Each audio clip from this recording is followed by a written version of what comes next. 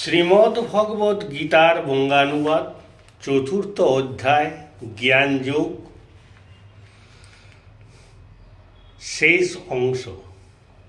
শেষ অর্ধ অংশ।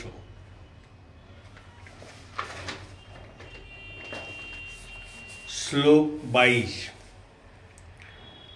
যে ব্যক্তি অনায়াসে প্রাপ্ত বস্তুতে সন্তুষ্ট, দ্বন্দ্বমুক্ত, অন্যের প্রতি দেশশূন্য এবং সিদ্ধি ও অসিদ্ধিতে সমজ্ঞান করেন, সেই ব্যক্তি কাজ করিয়াও কর্মে নিবদ্ধ হন না।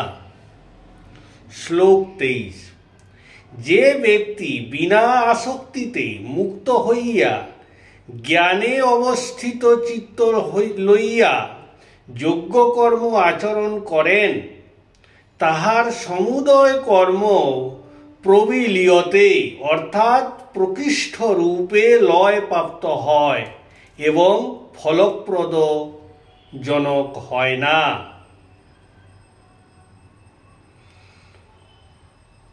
শ্লোক 24।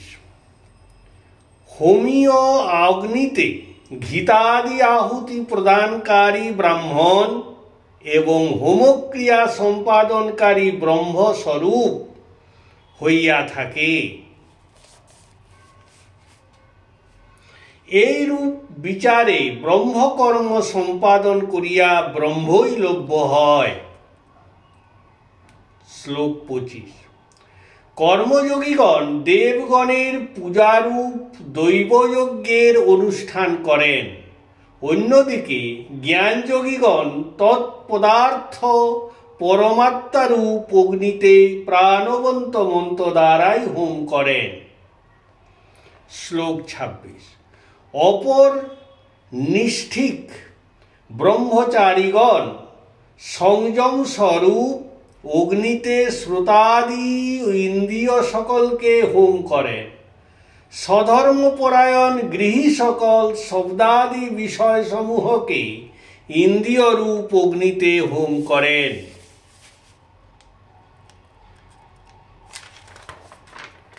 শ্লোক 27। অন্যদিকে জ্ঞান দ্বারায় প্রদীপ্ত আত্মসংযম যোগীগণ সমস্ত ইন্দ্রিয়গণের ও ইন্দ্রিয়গণের কর্মের এবং প্রাণের কর্মের হোম করিয়া থাকেন। শ্লোক 28। কেহ কেহ দৈবযজ্ঞ করেন, কেহ কেহ তপযজ্ঞ করেন, আবার কেহ কেহ যোগযজ্ঞ করেন। অপর কেহ কেহ আবার অধ্যায়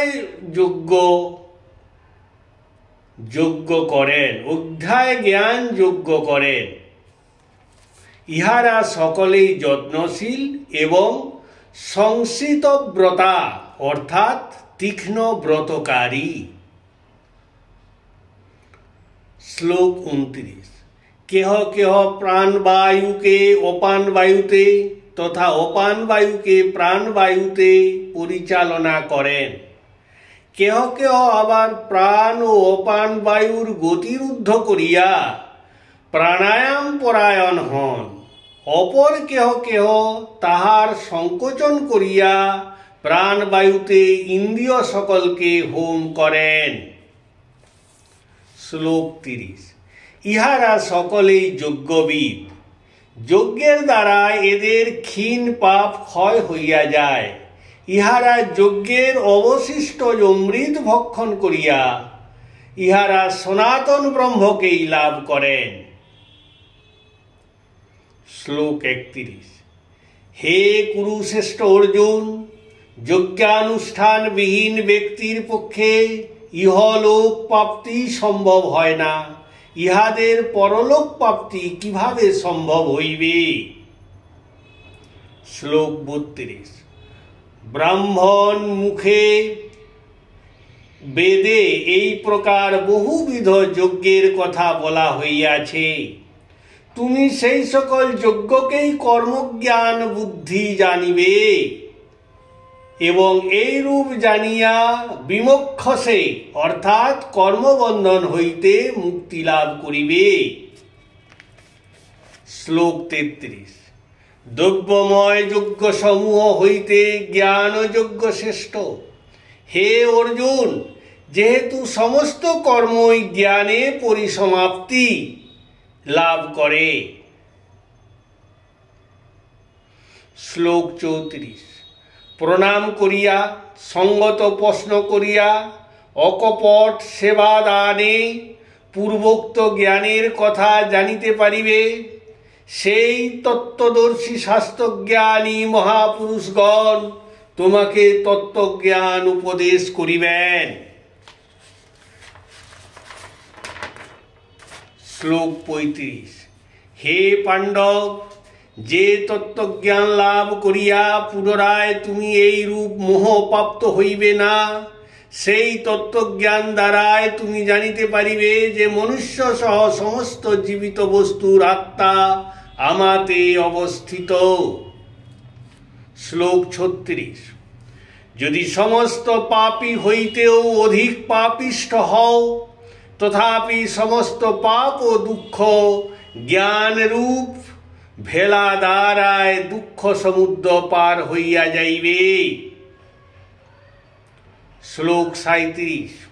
হে অর্জুন, যেমন প্রজ্বলিত অগ্নি কাষ্ঠ সমূহকে ভস্মীভূত করে, সেই রূপ জ্ঞানাগ্নি সমুদয় কর্মকে ভস্মীভূত করে।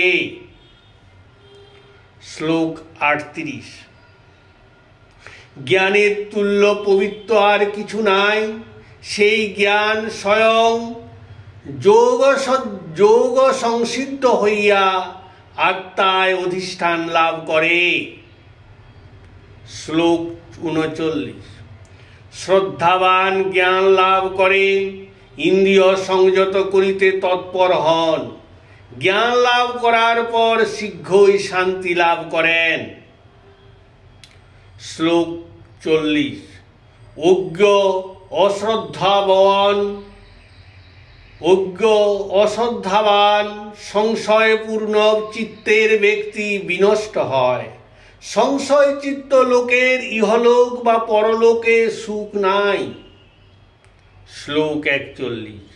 হে ধনঞ্জয়, যিনি নিষ্কাম কর্মযোগের দ্বারায় কর্মসন্ন্যাস ব্রত করেন, তারপর জ্ঞানাভ্যাস দ্বারায় সংশয় সমূহ নাশ করেন এবং আত্মস্বরূপ উপলব্ধি করেন, তাকে কোনো কর্মই আবদ্ধ করিতে পারে না।